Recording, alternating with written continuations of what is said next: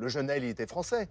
Il était français. Comme vous et moi. Il était français administrativement, c'est tout. D'abord, ce jeune homme, manifestement, n'était pas un ange.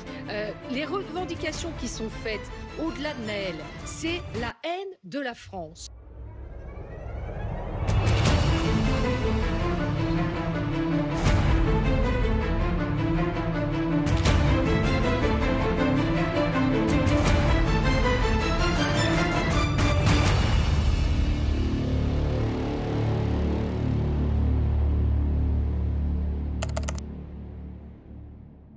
Salut les amis, c'est Badak, bienvenue sur BDCK, une chaîne où on va traiter de sujets de société, d'actualité, tout ça avec un œil objectif, mais aussi avec ta collaboration.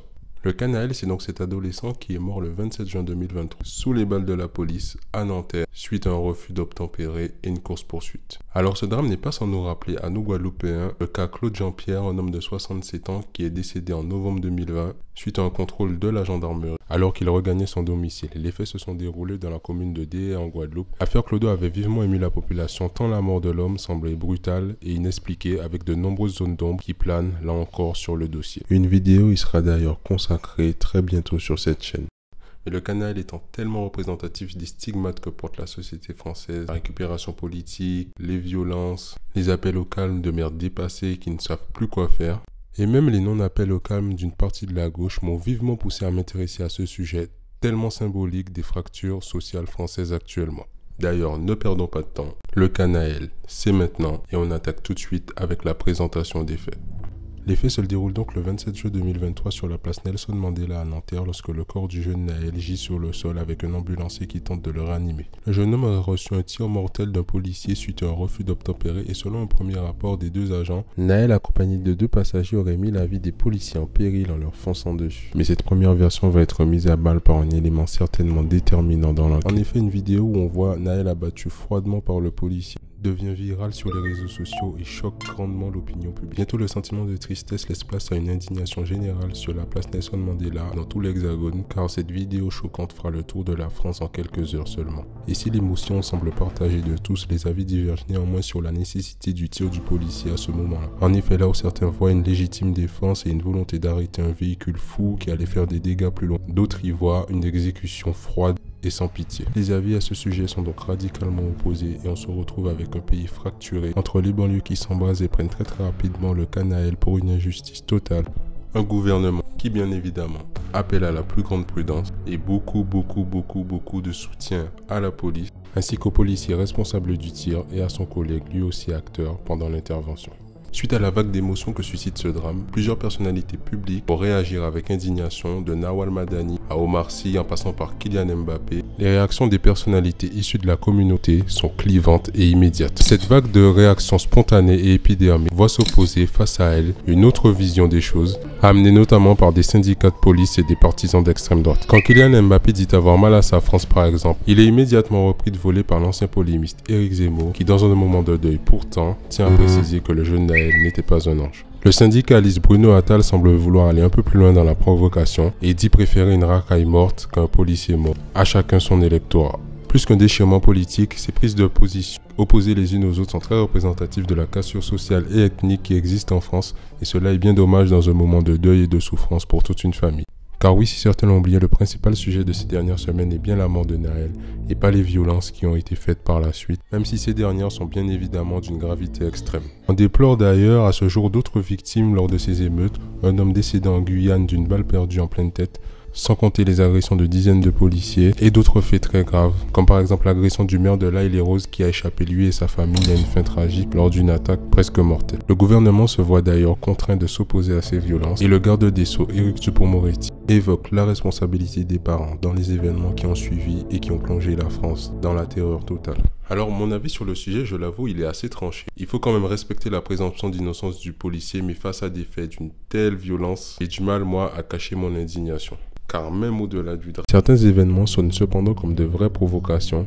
En témoigne la récupération politique un peu partout sur les plateaux télé et la cagnotte lancée en soutien à la famille du policier.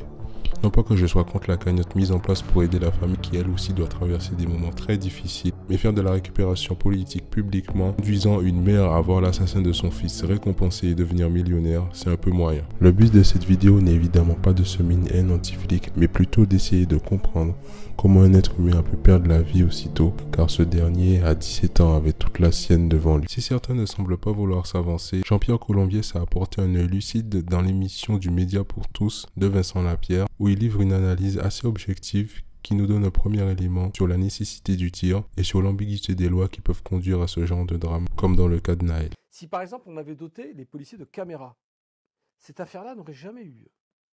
Dès lors que vous avez une caméra sur vous, ça vous oblige à respecter les règles d'engagement, les règles de l'art de l'intervention de la police nationale, de la police tout court, et ça met en responsabilité celui qui est contrôlé.